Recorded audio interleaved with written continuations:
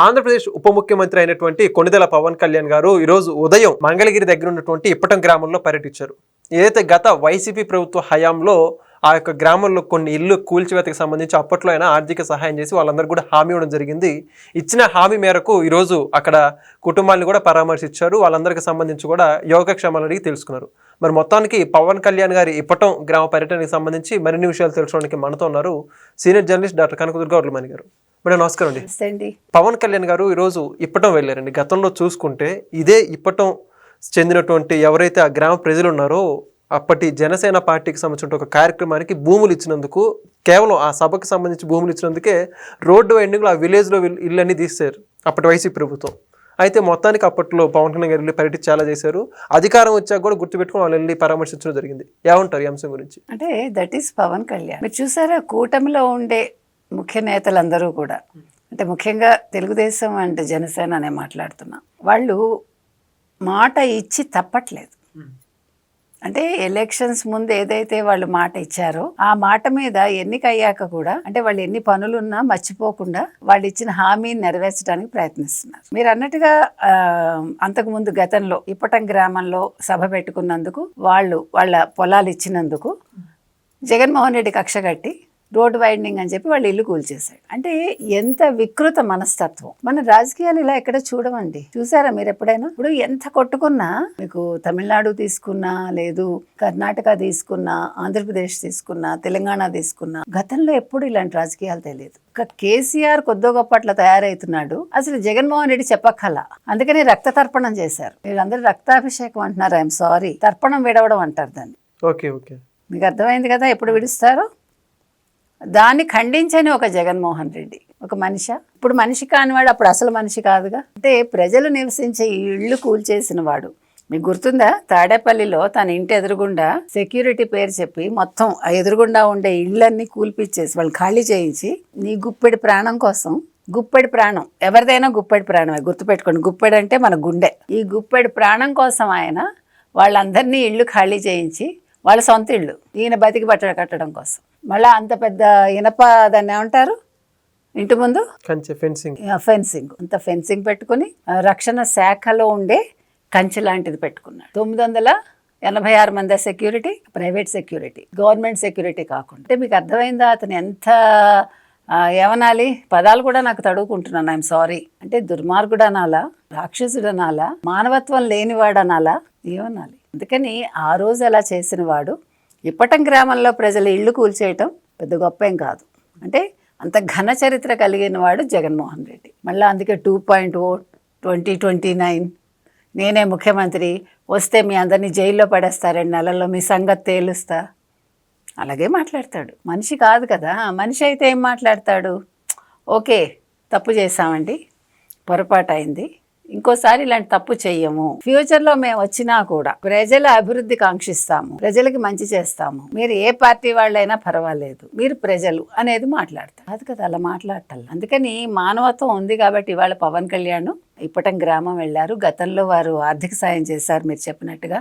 ఎందుకంటే ఆయన చలించిపోయాడు. నాకు నా సభ పెట్టుకోవడానికి మీరు ఒక స్థలం ఇచ్చి మీరు ఇట్లాంటి ఇబ్బందులకు గురయ్యారని. అంటే అదే జగన్మోహన్ రెడ్డి అయితే ఏం చేస్తాడు? ఓ 10 లక్షలు ప్రకటించేసి మా కమిటీలో ఆలోచించి చెప్తామంటాడు. ఆ కమిటీ ఎవరు కలవరు, కమిటీ ఉండదు, అది తేలదు, ఆ డబ్బులు రావు. ఇది ఎప్పుడు మాట్లాడాడు? వరదలప్పుడు మాట్లాడాడా? బురదలో దిగి 1 కోటి సాయం అన్నాడు. దాని గురించి ఎవరినైనా మాట్లాడమనండి. వైసీపీ వాడిని ఏం చేశారో, 1 కోటి ఎవరికి ఇచ్చారో అడగమనండి. అలా ఉంటాయి. కానీ ఆయన మళ్ళీ ఇవాళ పరిగట్టుకుని ఇప్పటం గ్రామానికి వెళ్ళి వాళ్ళ గురించి తెలుసుకుని కొంత మాట్లాడి వచ్చారు. ఇదే లోకేష్ కూడా చేశారు. మీకు గుర్తుందా? మొన్న కానిస్టేబుల్ నియామకాలప్పుడు పవన్ కళ్యాణ్ ఏమన్నారు? మా తమ్ముడు లేడు నా పక్కన, తను యువగళం పాదయాత్రలో ఈ గిరిజనులకు హామీ ఇచ్చాడు, ఇవాళ ఉంటే చాలా బాగుండేది, సంతోషించి ఉండేవాడు ఇతను కానిస్టేబుల్ అయినందుకు అన్నారు. అంటే మీకు గుర్తుంటే కనుక తను యువగళం పాదయాత్రలో ఎవరెవరికి ఏ హామీలు ఇచ్చారో అవన్నీ నెరవేర్చడానికి లోకేష్ కూడా చూస్తున్నారు. ఈవెన్ మంగళగిరిలో కూడా తను ఏదైతే చెప్పారో అవన్నీ చేశారు. తర్వాత ఎవరెవరికి ఇళ్ల పట్టాలు ఇస్తా ఉన్నారో ఇచ్చారు.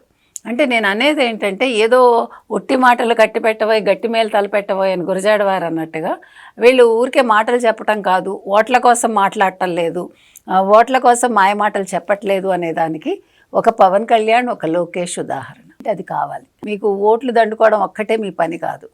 ఇవాళ నేను ప్రజల కోసం ఎంత దూరం అయినా వెళ్తానన్నాడు ఆయన నిన్న సభలో కూడా నాయకులతో అన్నాడు. అవునా? నాకు ముఖ్యం ప్రజల సంక్షేమం అన్నాడు. అది ఒక నాయకుడు మాట్లాడాల్సిన మాట. అలాంటి వాళ్ళు జీవితకాలం నాయకులుగా గుర్తించబడతారు. అవునా?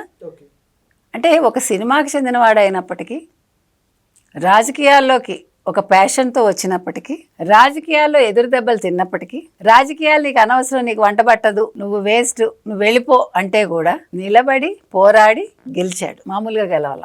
సో ఆ గెలిచినందుకు ఇప్పుడు డబ్బులు సంపాదించుకుందాం అని అనుకోవట్లా. తను కష్టపడి సంపాదించుకున్న దాంట్లోంచే ప్రతి వాళ్ళకి ఇస్తున్నాడు ఆయన. అది తెలుసుకోవాలి ఫస్ట్. నిన్నెవడో జడశ్రవణ ఎవడో మాట్లాడాడు కదా, ఈయన అవినీతి చేశాడు, ఇగో ఆధారాలు. ఎందుకండి మాట్లాడతారు శ్రవణ్? ఇంకా మీరు దిగజారకండి, వాస్తవాలు మాట్లాడండి. వైసీపీ వాళ్ళకి అదే చెప్తున్నాం.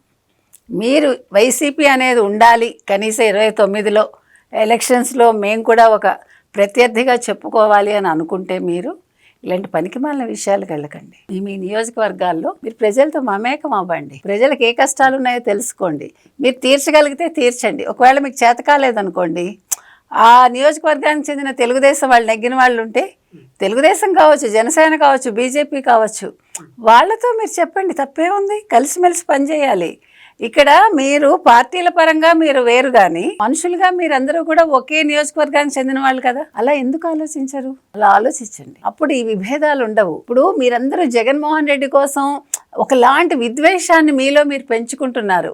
ఎవరి మీద? కూటమి మీద. ఒక జనసేనకు చెందిన పవన్ కళ్యాణ్, ఒక తెలుగుదేశం అంటే చంద్రబాబు నాయుడు, ఇప్పుడు లోకేష్. ఏం సాధిస్తారు మీరు? రోగాలు వస్తాయి దీనివల్ల.